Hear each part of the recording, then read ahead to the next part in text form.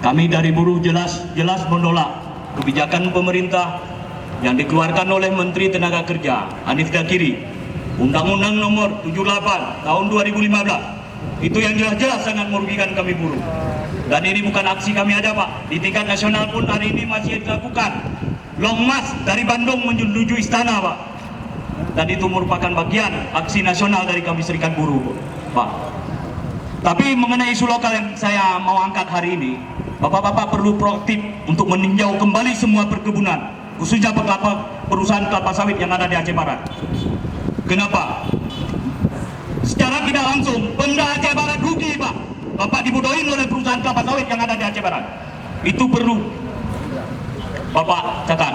Satu, berapa banyak CPO yang dikeluarkan dari satu perusahaan kelapa sawit itu, Pak?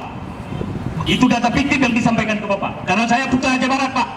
Rugi, Pak. PAD kita, pendapatan daerah